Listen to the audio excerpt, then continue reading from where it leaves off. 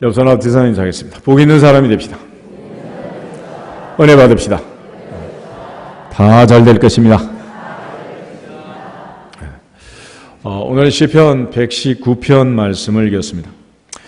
시편 119편은 특별히 성경 중에서 가장 긴 장입니다. 성경 전체가 1189장으로 되어 있는데 오늘 시편 119편을 보면 마지막 절이 176절로 되어 있습니다. 그리고 이제 시편 119편을 자세히 관찰을 해보면 8절씩 그렇게 동그라미가 되어 있고 22개의 단락으로 나눠져 있습니다. 히브리 알파벳이 전체가 22자인데 이 알파벳을 중심으로 해서 8절씩 이제 내용이 구성이 되어 있습니다. 그래서 1절부터 8절까지는 히브리 알파벳 첫 번째 글자인 알렙으로 시작하는 절들이고 두 번째 이제 9절부터 16절까지는 두 번째 글자인 베이트로 시작해요. 이렇게 해서 전체가 이제 176절로 그렇게 구성이 되어 있습니다. 그러니까 이 시는 그냥 쓴 건 아니고 아주 조직적이고 체계적이고 구조를 가지고 쓰여졌다는 것을 알 수 있습니다. 또 이제 119편의 또 하나의 특징은 주제적인 면에서 하나님의 말씀이 주제입니다. 그래서 모든 절에 하나님의 말씀을 의미하는 단어가 다 들어있습니다. 오늘 97절부터 시작해서 104절 말씀까지도 여전히 마찬가지 그런 단어들이 들어있는데 97절 보시면 내가 주의 법을 어찌 그리 사랑하는지요 내가 그것을 종일 작은 소리로 읊조리나이다. 그래서 주의 법이라는 말이 있습니다. 하나님의 말씀을 의미하는 주의 법이 있고 98절에는 주의 계명들이 항상 나와 함께하므로 그것들이 나를 원수보다 지혜롭게 하나이다. 그래서 주의 계명들이라는 말이 있고 99절에는 내가 주의 증거들을 늘 읊조림으로 나의 명철함이 나의 스승보다 나으며 그래서 거기 주의 증거들이라는 말이 있고 100절에도 주의 법도들을 지킴으로 나의 명철함이 노인보다 나으니다. 주의 법도들이라는 말이 있습니다. 101절에는 주의 말씀이 있고 102절에도 주의 규례들, 103절에도 주의 말씀, 104절에는 주의 법도들. 그래서 말씀을 의미하는 단어가 절절히 다 들어있습니다. 그래서 이 말씀의 그 놀라운 능력들을 설명하는데 99절에도 보면 내가 주의 증거들을 늘 읊조림으로 나의 명철함이 나의 모든 스승보다 낫고 주의 법도들을 지킴으로 나의 명철함이 노인보다 낫습니다. 사실 예전에 이제 선생님이라는 위치가 굉장히 중요하죠. 왜냐하면 그분이 모든 것을 알고 있고 우린 모르니까. 또 나이 많은 경륜과 경험을 가지고 있는 그 노인들, 그들이 또 세상에 경험이 많아서 모든 걸 알고 있고 또 나이 어린 사람들은 모르니까 항상 노인들의 지도를 받고 또 늘 흰머리 앞에서 일어서라 이런 성경 구절도 있지만은 그러한 선생님보다 노인보다 더 명철할 수 있는 방법이 하나님의 말씀 속에 있다는 말씀을 늘 읽고 듣고 실천하고 지키면 그 지혜가 그의 명철이 스승보다 낫고 노인보다 낫다 그랬어요. 그래서 이제 예수님께서도 어린아이를 세워놓고 어린아이처럼 되지 않으면 천국 못 간다 이런 말을 했는데 순전한 마음으로 하나님의 말씀을 듣고 순종하는 그 어린아이의 믿음을 예수님께서 칭찬하셨던 것을 알 수 있습니다. 오늘 우리가 신앙생활할 때 가장 중요한 건 이제 성경입니다. 성경. 그래서 오직 성경, 솔라 스크립투라 그러는데 계획주의 신학에서 가장 중요한 원칙 중에 하나입니다. 그래서 오직 성경, 오직 믿음, 오직 은혜, 오직 예수, 오직 하나님께 영광. 그래서 우리는 모두 다 하나님 앞에 영광을 돌리며 살지만 출발은 오직 성경. 성경이 이제 기초가 되고 기준이 되는 거죠. 이처럼 성경이 우리에게 주는 어마어마한 힘과 능력이 있는데 우리 히브리서 4장 12절을 한번 찾아보겠습니다. 히브리서 4장 12절 말씀.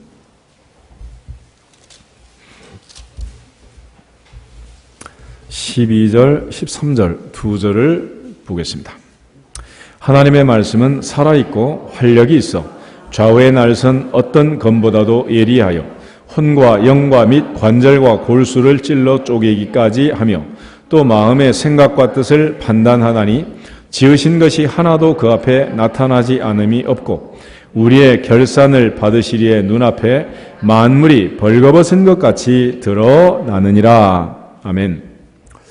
히브리서 기자는 특별히 하나님의 말씀의 능력을 설명할 때 하나님의 말씀은 살았다. 하나님의 말씀은 기록된 말씀이지만 이 말씀은 항상 살아있는 말씀이다. 현재적으로 읽는 자에게, 듣는 자에게, 지키는 자에게 살아있는 말씀이고 또 이 말씀은 활력이 있다. 운동력이 있다. 그리고 좌우의 날선 어떤 검보다도 예리하다. 그랬습니다.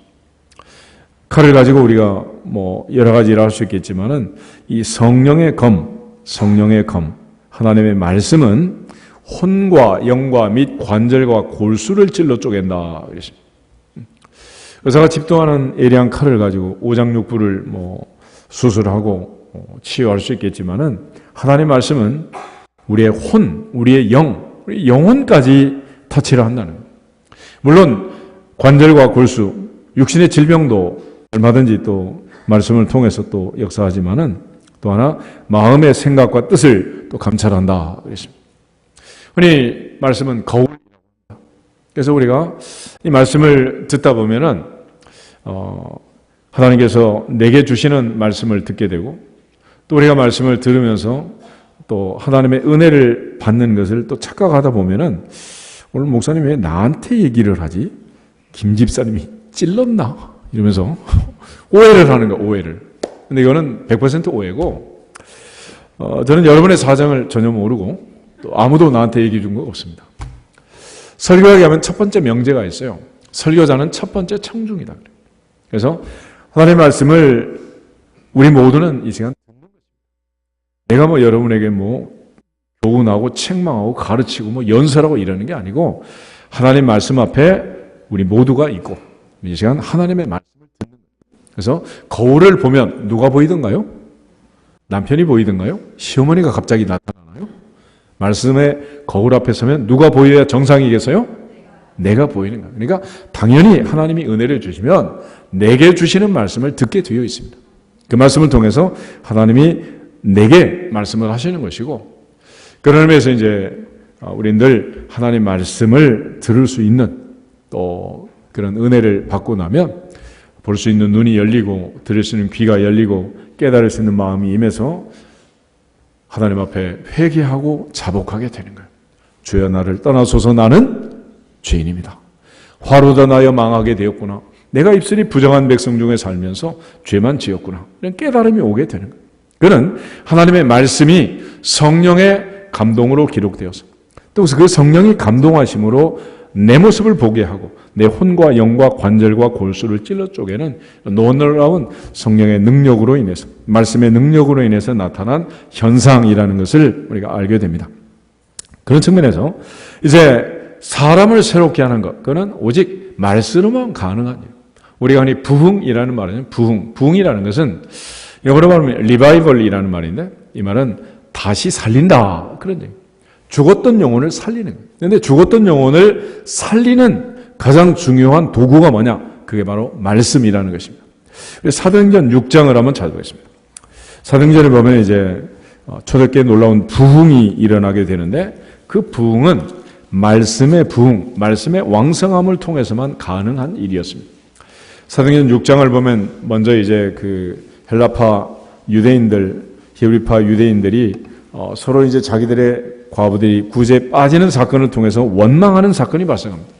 그때 베드로가 우리는 오로지 기도하는 일과 말씀 사역에 힘쓰리라.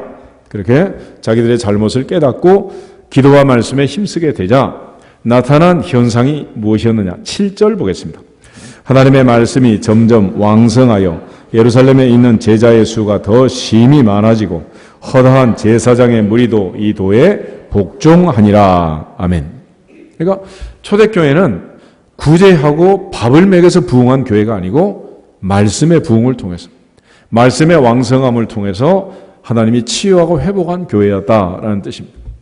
사도행전 12장을 한번 보겠습니다. 사도행전 12장을 보면 이제 헤롯 왕이 야고보를 죽이고 베드로는 옥에 가두고 이런 참담함이 벌어지게 됩니다. 거기다 20절부터 보면 헤롯이 연설을 할 때 두로와 시돈 사람들이 이거는 신의 소리요 사람의 소리가 아니다. 그런 칭찬을 하자 헤롯이 하나님께 영광을 돌리지 않고 벌레에 몰려 죽는 그런 사건이 발생하게 되는데 그 결과 24절 보겠습니다. 24절 하나님의 말씀은 흥왕하여 더하더라. 아멘. 그래서 사도행전에 이 말씀의 부흥, 말씀의 왕성함, 말씀의 흥왕함에 대한 구절이 이제 세 커다란 기둥이 있는데 한 번은 6장에서 매일 구제하다가 기도와 말씀으로 복귀하게 되고 요즘 순교 사건이 일어나고 베드로가 옥에 갇히고 하나님께 영광을 돌리지 않는 이 모든 과정 속에서 하나님께서 헤롯을 징계함으로써 하나님의 말씀이 점점 왕성해지는 그런 은혜를 체험하게 됩니다. 19장을 한 번 더 보시면 서른 19장에 사도 바울이 이제 에베소에서 12제자를 만나게 되고 너희가 믿을 때 성령을 받았느냐 이런 질문을 하죠. 그래서 우리는 듣지도 못했다. 그럴 때 바울이 그들에게 안수할 때 주 예수 그리스도의 이름으로 세례를 베풀고 안수할 때 성령이 임하는 방언을 하게 되는 그런 기적이 일어나게 되고 8절부터 보면 이제 석 달 동안 하나님의 나라를 강론하게 되고 특별히 이제 두란노 서원을 세워서 사도 바울이 그곳에서 날마다 하나님의 말씀을 강론하게 됩니다. 그 결과 무슨 일이 벌어졌느냐? 수없이 많은 능력이 나타나고 바울의 손수건만 엎어도 이제 병이 떠나가고 거기에 이제 스왁의 7 아들들이 또 흉내를 내다가 또 이제 혼이 나고 심지어 마술을 하던 당시의 책값이 은으로 5만이나 됐다. 19절에 그렇게 되어 있습니다. 그 많은 우상을 타파하고 성령의 충만함과 능력이 나타나고 그러면서 이 초대교회 부흥이 일어나게 되는데 이거를 마지막 20절에 이렇게 정리하고 있습니다. 20절 보겠습니다. 이와 같이 주의 말씀이 힘이 있어 흥왕하여 세력을 얻으니라. 아멘. 그러니까 결국은 이제 말씀의 능력, 이 말씀의 능력으로 인해서 초대교회가 이제 부흥하게 된 것을 알 수 있습니다. 그러면 왜 이러한 말씀은 능력이 있는가? 왜 하나님의 말씀은 이 놀라운 능력이 있을까? 우리가 태초에 하나님이 천지를 창조할 때 무엇으로 하셨어요? 말씀이 없이는 창조된 것이 없다라고 얘기했는데 요한복음 1장 1절을 보면 태초에 말씀이 계시니라 이 말씀이 하나님과 함께 계셨으니 이 말씀은 곧 하나님이다 그랬잖아요. 그러니까 말씀이신 하나님, 로고스이신 하나님, 예수님이 우리 가운데 오신 것은 말씀이 육신을 입고 인간의 몸을 입고 하나님이 사람이 되신 사건, 이걸 성육신이라고 하는 거예요. 이게 바로 첫 번째 성탄절에 이루어진 일입니다. 그러니까 이 말씀은 곧 하나님이다. 말씀은 하나님이다. 우리가 흔히 하나님 중심, 말씀 중심, 교회 중심 이런 얘기를 하는데 결과적으로 하나님 중심, 말씀 중심, 교회 중심이라는 것은 우리 신앙의 중심의 가장 핵심이 뭐냐? 결국은 하나님이시고 하나님이 우리 가운데 주신 그 말씀, 또 말씀으로 오신 예수님, 그것이 중심이고 또 교회는 그리스도의 몸이고 교회 머리는 그리스도다. 그래서 우리가 교회 중심의 신앙생활을 하는 거고 오늘도 예배를 드리지만 예배의 가장 중심적인 순서는 말씀을 전하고 말씀을 듣는 것이고 이 말씀을 듣고 말씀을 마음에 새기고 말씀을 통해서 복을 받고 말씀으로 역사하시는 주님을 만나는 것입니다. 그러면 이러한 성경이 또 말씀이 이렇게 힘이 있는 우리가 그러한 신비로운 일을 오늘도 경험하는 이유가 무엇인가? 우리 디모데후서 3장을 한번 보겠습니다. 디모데후서 3장.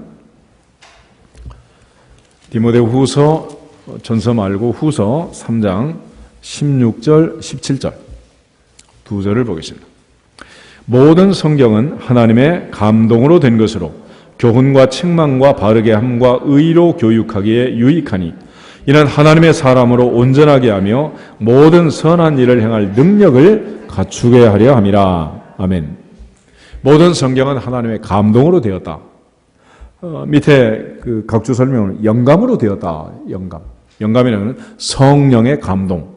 다시 말하면 하나님께서 말씀을 주실 때 성령의 감동을 받은 사람에게 말씀을 주시고 그 말씀이 하나님의 성령의 감동으로 기록이 되고 그래서 이 말씀은 성령의 감동으로만 깨닫고 또 배울 수가 있는 것입니다.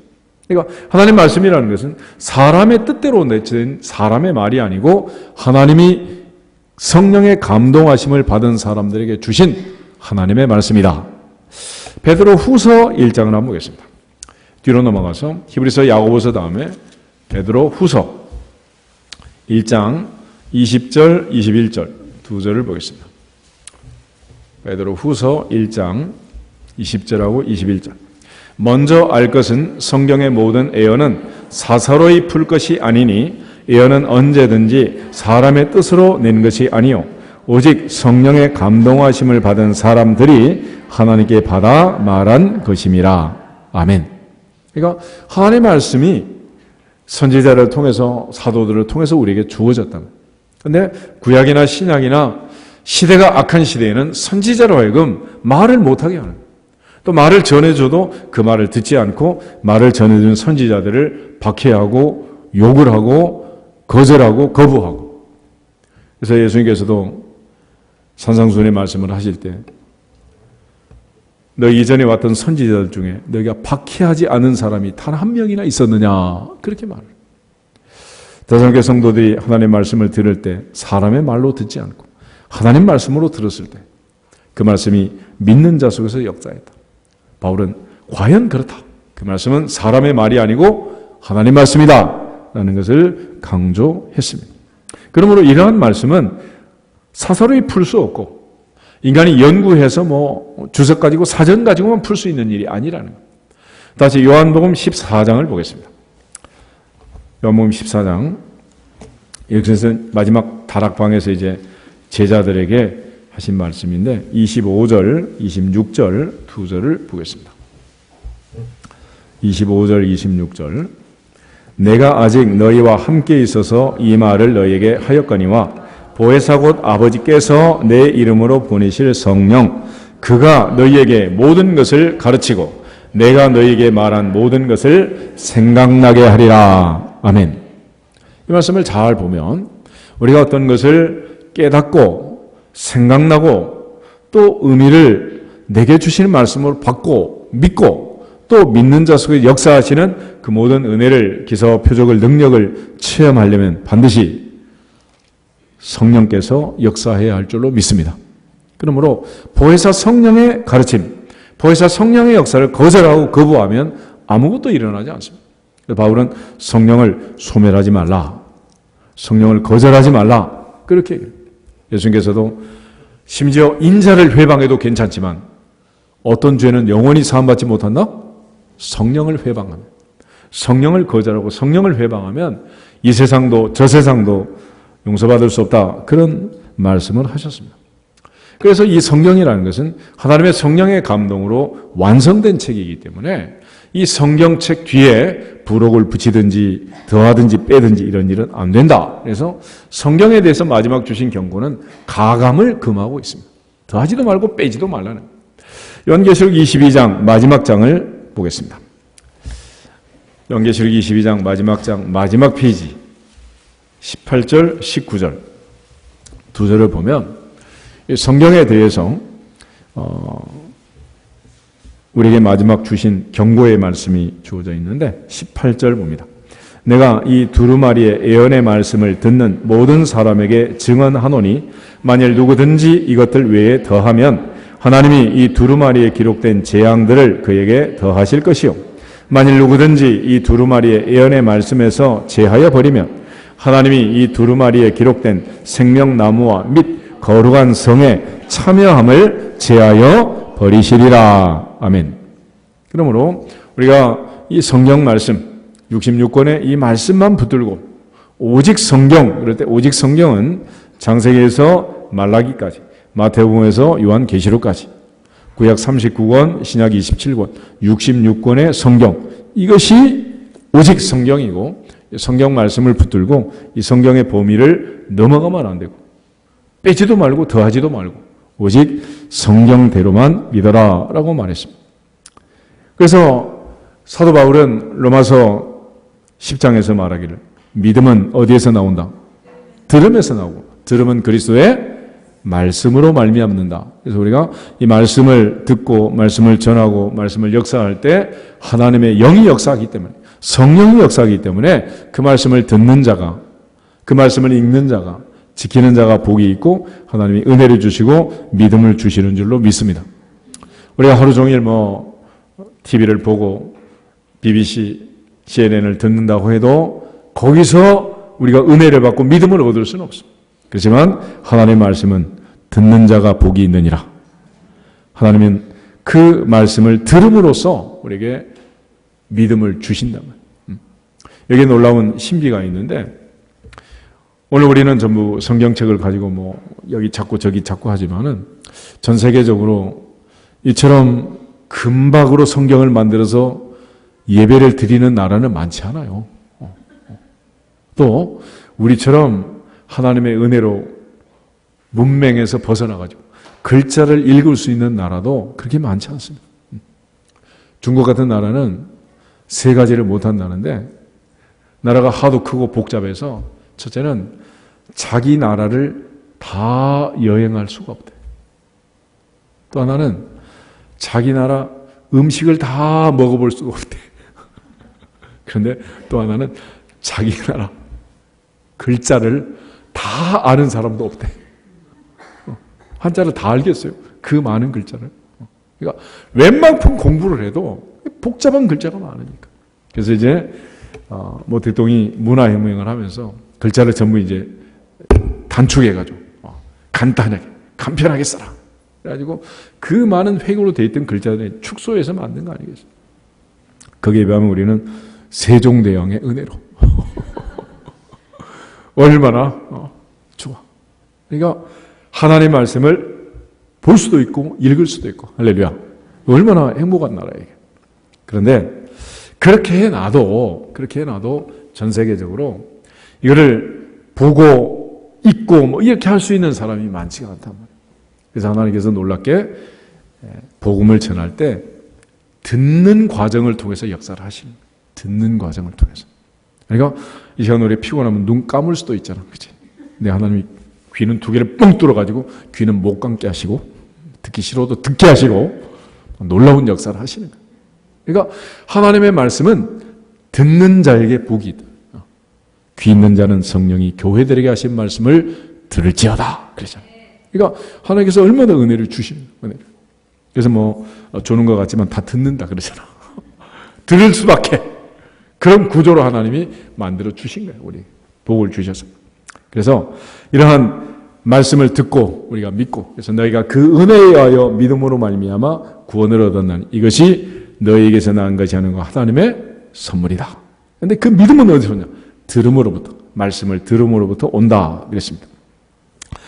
그러므로 우리가 이제 말씀을 듣기만 하면 믿는 자 속에서 역사하시는 놀라운 은혜가, 능력이 이제 나타나게 되는데, 오늘은 말씀의 능력 중에 특별히 5가지를 살펴보면서 정리를 하겠습니다. 첫 번째는 뭐냐? 말씀이 갖고 있는 가장 중요한 특징은 말씀은 약속. 하나님이 우리에게 주신 약속입니다. 그리고 그 약속의 말씀은 반드시 이루어진다. 아멘? 말씀은 반드시 이루어진다. 그래서 약속과 성취, Promise and Fulfillment라는 그런 패러다임으로 성경을 해석하는. 그러니까 예수님께서 오신다라고 말했고 2000년에 오셨고, 이제 다시 오신다라고 철천에 승천하시고 이제 2000년이 지나갔습니다. 성경에 있는 모든 약속은 다 이루어졌고 한 가지 약속이 남아 있는데, 그것은 예수님이 다시 오신다는 얘기. 그래서 계시록 마지막에 내가 진실로 속히 오리라. 할렐루야. 주님이 약속하셨고 우리는 재림의 주님을 기다리면서 지금 신앙생활을 하는 것입니다. 그래서 아멘 주 예수여 오시옵소서. 아멘 주 예수여 오시옵소서. 우리가 마라나타 이런 말을 하면서 늘 다시 오시기를 기다리고 있는 것입니다. 마태복음 5장을 한번 보겠습니다. 마태복음 5장 17절 18절 예수님의 말씀인데, 마태복음 5장 17절 18절을 보면 예수님께서 말씀, 성경의 특징을 거기 꼭 집어서 가르쳐 주신 내용입니다. 같이 읽겠습니다. 내가 율법이나 선지자를 폐하러 온 줄로 생각하지 말라. 폐하러 온 것이 아니요 완전하게 하려 함이라. 진실로 너희에게 이르노니 천지가 없어지기 전에는 율법의 1.1획도 결코 없어지지 아니하고 다 이루리라. 아멘. 하나님의 말씀은 다 이루어진다는. 거기 보면 1.1획이라는 말이 있는데 1.1획이라는 말은 예수님께서 이제 성경을 기록한 히브리어의 특징을 거기서 설명을 하시는 거예요. 우리말에 이제 난 놓고 기억자도 모른다 그런 말이죠. 근데 히브리어는 기억자를 어떻게 쓰느냐에 따라서 글자가 또 달라요. 90도로 꺾어서 쓰는 경우하고 둥글게 쓰는 경우하고 이 글자가 달라져. 획을 어떻게 모양을 긋느냐에 따라서. 기억자로 딱 꺾어내리면은 달렛이라는 D 발음이 나는 글자가 되고 둥글게 쓰면 렛이라는 R 발음이 나는 글자가 됩니다. 그러니까 글씨를 잘 써야 돼요. 직각으로 했느냐 둥글게 했느냐 뭐 정자로 썼느냐 흘림체로 썼느냐 여기에 따라 이제 글자 자체가 달라지는. 또 하나는 점으로 된 글자가 있습니다. 요드라는 글자인데 Y 발음이 나는 그런 글자예요. 그러니까 심지어 단어가 아니라 글자 하나, 알파벳 하나도 없어지지 않고 다 이루어진다. 할렐루야. 우리가 민사하겠습니다. 말씀은 반드시 이루어집니다. 이게 첫 번째 특징이야. 그래서 우리가 하나님의 말씀을 보면서 반드시 이루시는 그 하나님의 말씀을 확신하기를 주 이름으로 축복합니다. 하나님께서 우리를 구원하실 때 십자가, 그 처절한 십자가의 고통으로 아들을 내어주시고 우리를 살렸잖아요. 왜 하나님이 그런 방법을 쓰셨을까? 전능하신 하나님이 우리를 구원하는 방법을 따지자면 하나님께는 방법이 한 가지만 있을까요? 5만 가지는 있을까요? 얼마나 방법이 많겠어요. 근데 왜 하나님이 하필 그런 방법을 썼느냐? 한마디로 하나님께서는 죄의 삭은 뭐다?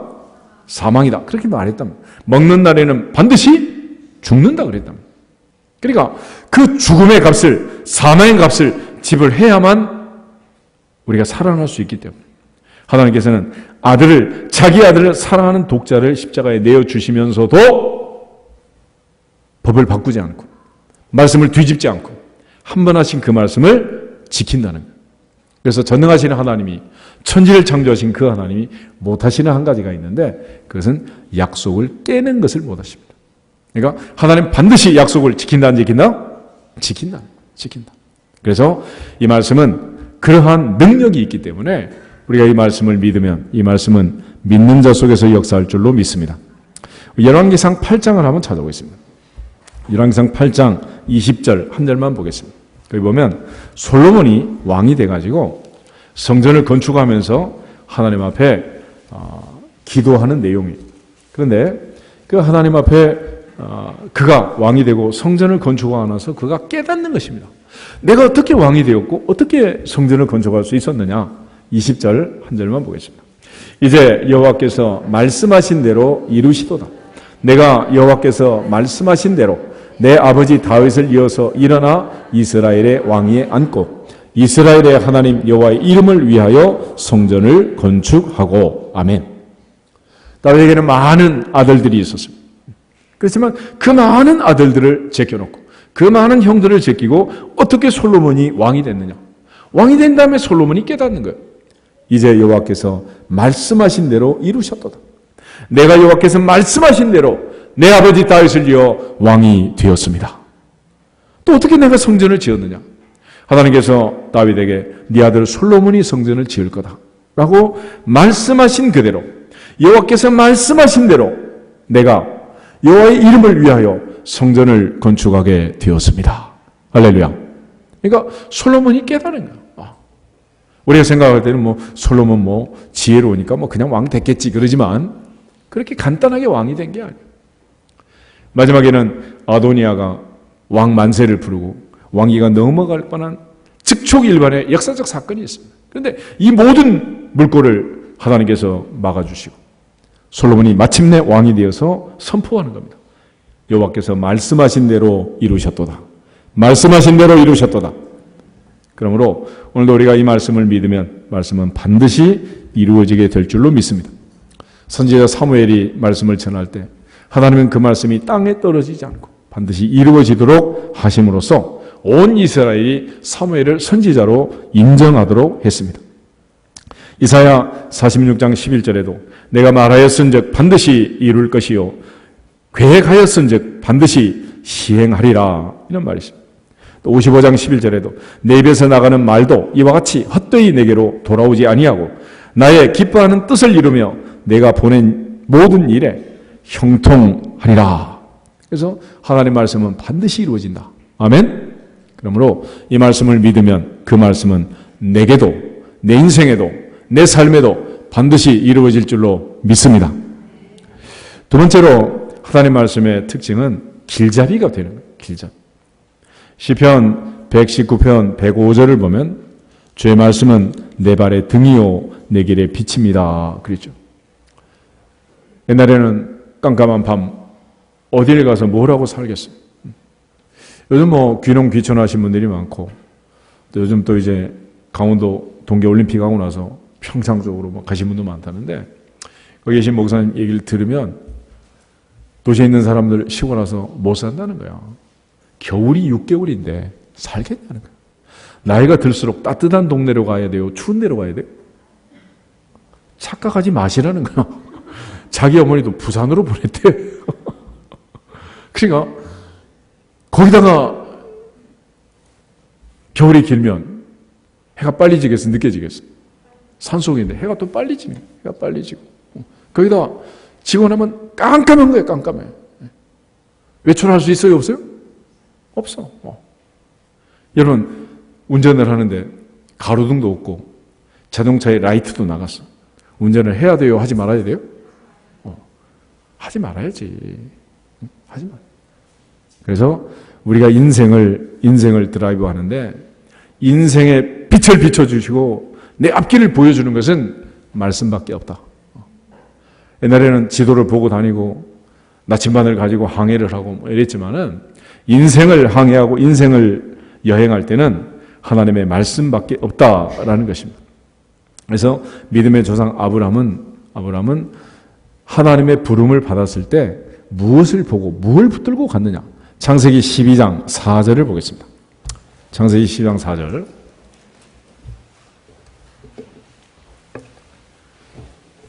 한 절만 같이 읽도록 하겠습니다. 하나님께서 너는 너의 고향과 친척과 아버지의 집을 떠나 내게 보여줄 땅으로 가라. 그랬습니다. 그래서 11장 하면 아브라함은 갈 바를 알지 못하고 갔다. 뭘 가지고 갔느냐. 4절. 이에 아브라함이 여호와의 말씀을 따라갔고 롯도 그와 함께 갔으며 아브라함이 하란을 떠날 때 75세였더라. 아멘. 아브라함은 무엇을 따라갔다? 말씀을 따라갔다. 그래서 롯은 또 누구를 따라가고? 아브라함을 따라가고. 그러니까 말씀을 따라가는 아브라함을 롯이 따라갔어요. 그런데 롯은 언제부터 문제가 됐느냐? 13장을 가면 아브라함과 헤어지는 거예요. 내가 좌하면 나는 우하고 내가 우하면 나는 좌하겠다. 그런데 갑자기 불이 꺼지니까 선택을 어떻게 했느냐? 눈으로 볼 때는 에덴 동산 같고 애굽 땅 같은 물이 넉넉한 땅을 선택했는데 그 땅이 바로 소돔과 고모라를 선택합니다. 그곳에 사람들이 죄인이라는 걸 알지 못하는 거예요. 오늘 내 눈이 밝지 못하면 눈 맑은 사람들 따라 다녀야 된다. 심지어 인도하는 강아지들을 붙들고 강아지가 인도하는 대로 길을 가잖아요. 그러니까 하나님 앞에서 우리의 인생의 길을 비춰주는 것은 말씀이다. 다윗이 시편 23편에서 고백할 때 여호와는 나의 목자시니 내게 부족함이 없습니다. 그분이 나를 푸른 풀밭으로 쉴 만한 물가로 인도하시는도다. 의의 길로 인도하시는도다. 잠언 16장 9절에 가면 사람이 마음으로 자기의 길을 계획할지라도 그의 걸음을 인도하신 이는 여호와시니라. 아멘. 그러므로 하나님의 말씀이 하나님께서 친히 인도해 주지 않는 길을 가면 깊은 구렁에 빠질 수밖에 없다. 예수님께서도 맹인이 맹인을 인도하면 구렁에 빠질 수밖에 더 있겠느냐 그렇게 말씀하셨잖아요. 오늘 하나님 앞에서 우리 모두가 다 말씀만 따라가기를 주 이름으로 축복합니다. 광야 40년 이스라엘 백성들이 구름기둥, 불기둥이 광야 길을 인도했다 그러잖아요. 근데 그게 무슨 뜻이냐 그러면 출애굽기 마지막을 보면 이스라엘 백성이 성막을 완성합니다. 성막을 완성하던 날 무슨 일이 벌어졌느냐? 갑자기 구름기둥, 불기둥이 위치를 옮겼습니다. 성막 위로. 그리고 그 구름기둥, 불기둥이 이틀이든 한 달이든 1년이든 머물면 머물렀고 출발하면 출발했어요. 근데 왜 성막 위에 머물렀느냐? 그러면 성막은 성소와 지성소로 구별이 되어 있는데 지성소 한가운데 1년에 한 번 대제사장만 들어가던 그 자리에 법궤가 있어요. 그 법궤 속에는 모세가 시내산에서 받았던 돌비, 말씀의 돌비가 그 안에 있었고 그 돌비를 보관하는 궤짝, 그 법궤를 보관하기 위한 성막, 그 성막을 건축했을 때 그곳에 바로 구름기둥, 불기둥이 나타나게 된 거예요. 결과적으로 이스라엘 백성들은 하나님 중심, 말씀 중심, 성전 중심의 삶을 살아야 한다라고 하나님이 40년 동안을 가르쳐 준 거예요. 예레미야 10장 23절을 한번 찾아보겠습니다. 예레미야 10장 23절.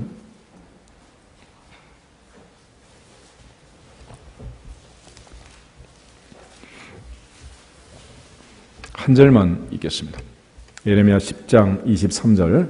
여호와여, 내가 알거니와 사람의 길이 자신에게 있지 아니하니 걸음을 지도함이 걷는 자에게 있지 아니하니이다. 아멘.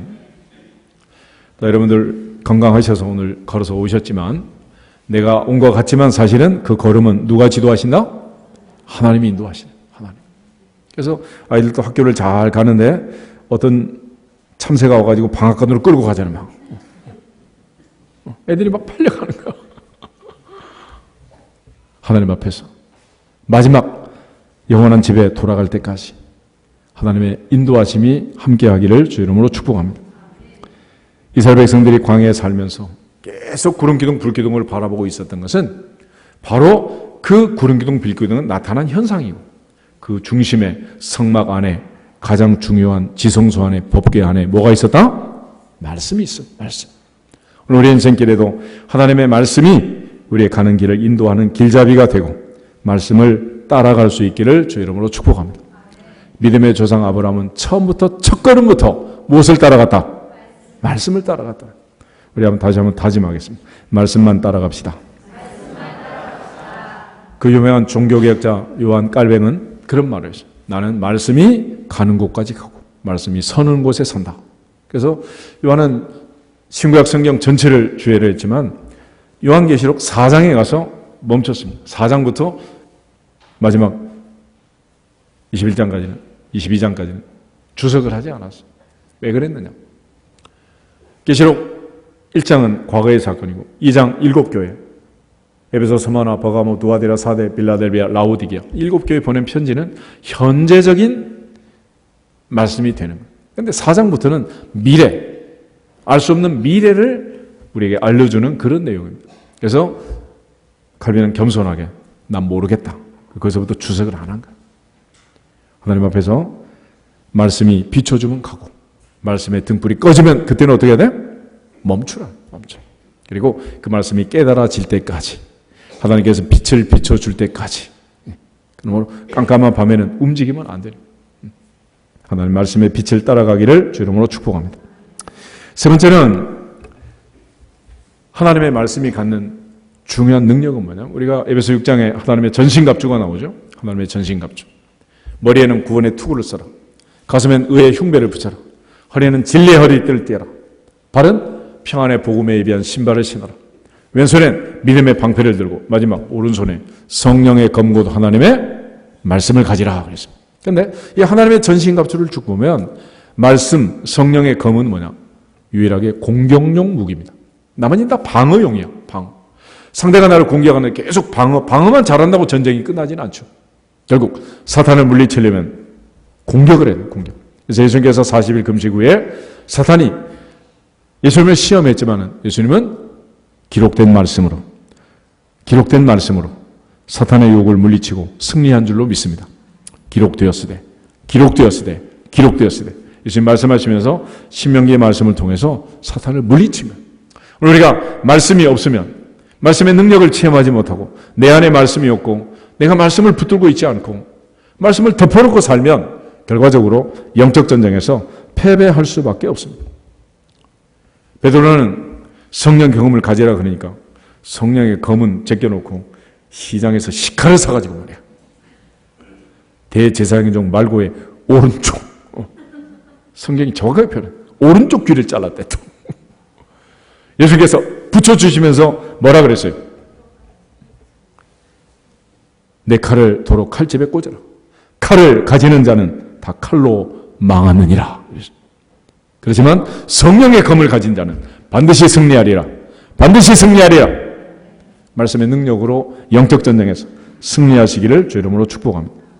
시편 119편 우리 9절을 한 번 더 보겠습니다. 세상에 많은 유혹이 있고 미혹이 있지만은 여기서 벗어나는 방법, 하나님의 뜻을 이루고 우리가 거룩을 지키고 사는 방법이 뭐냐? 9절 한 절만 보겠습니다. 청년이 무엇으로 그의 행실을 깨끗게 하리이까? 주의 말씀만 지킬 따름입니다. 아멘. 그러니까 말씀만 따라가면 된다는 말씀만. 오직 하나님 말씀만 따라가고 하나님 말씀으로 무장하고 영적 전쟁에 승리할 수 있기를 주님의 이름으로 축복합니다. 네 번째 말씀의 능력은 순종하는 자에게 복을 주시는, 순종하는 자. 세상의 법과 하나님의 법의 차이점인데, 예를 들어 1년 내내 교통법규 어기지 않으면 교통부에서 포상 나오나요? 그런데 딱 한 번만 어겨도 고지서가 와요, 안 와요? 딱 한 번 어겼는데 세상에 그걸 봐주지 않고 예수님은 70번씩 7번이라도 봐주라는데, 놀라운 것은 하나님의 법은 지키는 자에게 반드시 복이 된다는 법. 우리가 잘 아는 신명기 28장 한번 보겠습니다. 1절에서 6절. 신명기 28장 1절부터 6절.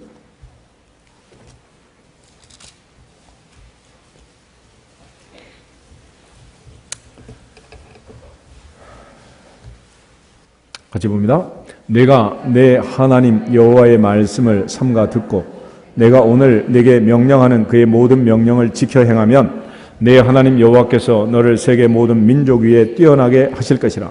내가 내 하나님 여호와의 말씀을 청종하면 이 모든 복이 내게 임하며 내게 이르리니 성읍에서도 복을 받고 들에서도 복을 받을 것이며 내 몸의 자녀와 내 토지의 소산과 내 짐승의 새끼와 소와 양의 새끼가 복을 받을 것이며 내 광주리와 떡반죽 그릇이 복을 받을 것이며 내가 들어와도 복을 받고 나가도 복을 받을 것이니라. 아멘.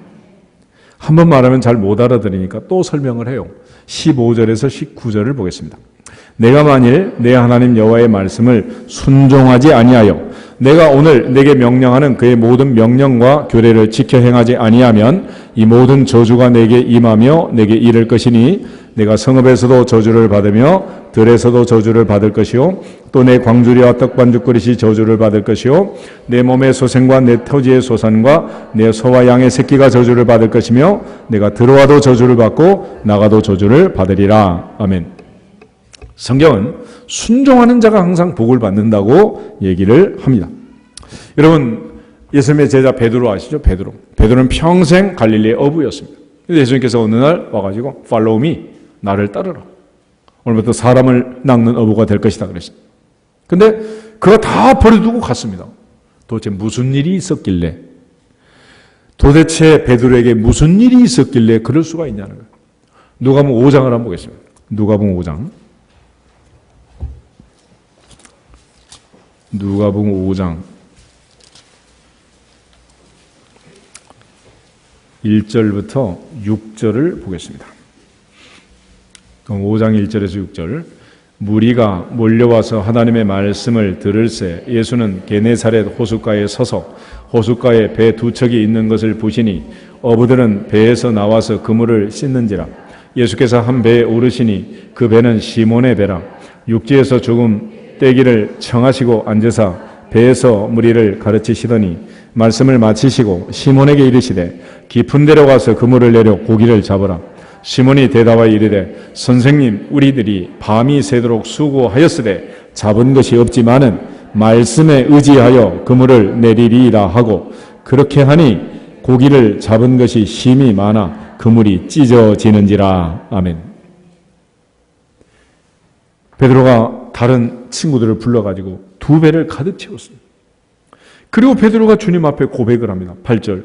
주여 나를 떠나소서 나는 죄인이로소이다. 그때 주님이 10절에서 무서워하지 말라. 이제부로는 내가 사람을 취하리라. 그리고 부르자 11절 그들이 베드로의 육지에 대고 모든 것을 버려두고 예수를 따르니라 그랬습니다. 베드로가 평생 고기잡이를 했지만 예수님 말씀 깊은 데로 가서 그물을 내고 고기 잡으라. 그래서 그 말씀 그대로 했더니 2배가 가득 차고도 남을 그물이 찢어도 많은 고기가 잡혔어요. 베드로의 평생 그런 일이 있었다 없었다? 그런 일이 없었어요.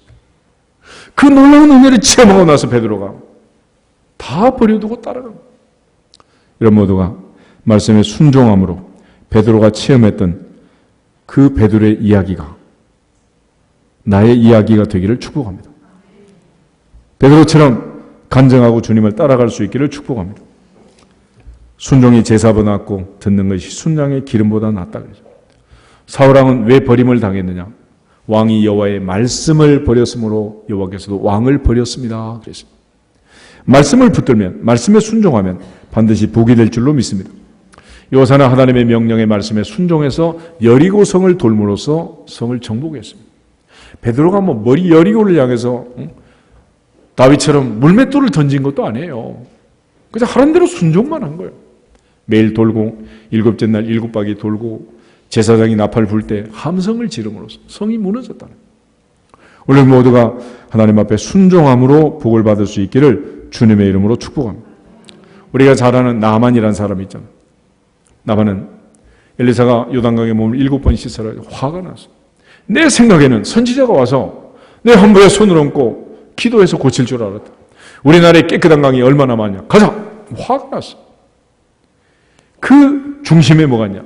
내 생각에는 그래서 내가 살아가는 데 있어서 복이 되는 것도 걸림돌이 되는 것도 내 생각이야. 오빠 생각 아니고 내 생각. 그 생각이 중요한데 하나님 말씀은 그 생각을 바꾸는 것입니다. 그래서 종들이 붙들고 우리 여기 뭐 하러 왔습니까? 선지자가 더 어려운 일 시키면 안 하겠습니까? 해봅시다. 그래서 나만이 엘리사의 말대로 요단강에 가서 몸을 7번 잠그고 씻을 때 깨끗하여졌더라. 깨끗하여졌더라. 어린아이처럼 깨끗하게 되었습니다. 오늘 하나님 말씀은 순종하면 범사의 복을 받고 불순종하면 저주를 받는다. 이게 말씀이 갖고 있는 능력이야, 능력. 그러므로 이 말씀의 성취를 분명히 믿고 말씀에 순종해서 복을 받을 수 있기를 주 이름으로 축복합니다. 마지막에 이제 우리가 중요한 것은 기도인데 기도. 기도할 때 어떻게 해야 응답이 있느냐? 금식하고 통성기도하고 간절히 부르짖고 이런 자세나 테크닉의 문제가 아니고 기도할 때 제일 중요한 기도 응답을 받는 방법은 뭐냐? 약속의 말씀을 붙들고 기도하면 하나님 반드시 약속대로 응답하시는 줄로 믿습니다. 요한복음 15장 7절을 한번 보겠습니다. 요한복음 15장 7절을 보시면 예수께서 마지막 밤에 제자들에게 다 이루어지는 기도법을 말씀하셨어요. 어떻게 하면 다 이루어지느냐? 다 이루어지느냐? 그것은 말씀과 관계가 됩니다. 7절 봅니다. 너희가 내 안에 거하고 내 말이 너희 안에 거하면 무엇이든지 원하는 대로 구하라. 그리하면 이루리라. 아멘. 너희가 내 안에, 내 말이 너희 안에. 다시 말하면 우리가 말씀을 붙들고 기도하면 하나님은 말씀을 어긴다 못 어긴다? 어기지 못하는. 그래서 성경을 보면 이 기도에 대한 약속의 말씀들은 우리가 할 부분하고 하나님 할 부분이 분리가 되어 있는데 한마디로 정리하면 구하라 그리하면 주시리라. 너희가 어찌마다면 뭐하지 아니하며 구하지 아니하며. 그래서 하나님이 약속하신 대로 내가 구하면 주실 줄로 믿습니다. 그걸 기도하면 주신다는 거예요. 무엇인지 믿고 구한 것은 받은 줄로 믿으라. 그러면 너희에게 그대로 되리라. 내 입을 넓게 열라 내가 채우리라. 너는 내게 부르짖으라 내가 내게 응답하겠고 내가 알지 못하는 크고 은밀한 일 내게 보이리라 약속하셨으니 그렇게 하실 줄 믿습니다. 말씀을 붙들고 나가라는 거예요.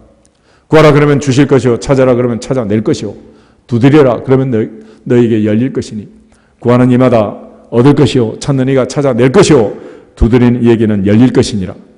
너희가 악할지라도 자식에게는 어떤 거? 좋은 것을 줄 줄 알거든. 하물며 하늘에 계신 너희 아버지께서 구하는 자에게 좋은 것을 주시지 않겠느냐. 그러니까 우리가 기도하는 하나님은 어떤 거 주신다? 좋은 거. 그러니까 약속대로 하나님께 그 약속의 말씀을 붙들고 기도하는 거예요. 예를 들어 7살짜리가 어린이날 대공원을 가야 되는데 아빠가 약속을 해가지고 그날 일이 생겨서 이제 못 가게 생겼어. 그러면 애가 아빠를 어떻게 이기겠어? 이기는 방법이 하나 있어요. 아빠가 약속하지 않았느냐. 약속 지켜라. 그러면 양심이 있는 아빠 같으면 그 일을 파기하고 아들하고 약속을 지키겠어, 안 지키겠어? 지켜야지. 그런데 하늘에 있는 우리 아버지는 지킨다, 안 지킨다? 반드시 지킨다, 반드시. 그러므로 우리 기도할 때 그냥 하는 게 아니고 하나님이 뭐라고 약속했는지 그 약속한 말씀을 기억하고 그 말씀을 붙들고 기도하는 거예요. 그래서 너희 중에 누구든지 지혜가 부족하거든 모든 사람에게 후히 주시고 꾸짖지 아니하시는 하나님께 구하라 그리하면 주시리라 그랬잖아요. 그러니까 내가 지혜를 구하면 하나님 주셔야 돼, 안 주셔야 돼? 주셔야지. 주시는 이유는 약속했으니까. 약속했으니까. 그래서 기도는 그냥 하는 게 아니고 약속을 붙들고 하는 것입니다. 누구든지 이 산더러 들려 바다에 던져지라 하고 이루어질 줄 믿고 의심치 않으면 그대로 되리라. 너희가 무엇이니 믿고 구한 것은 받은 줄로 믿으라. 그러면 너에게 그대로 되리라. 아멘?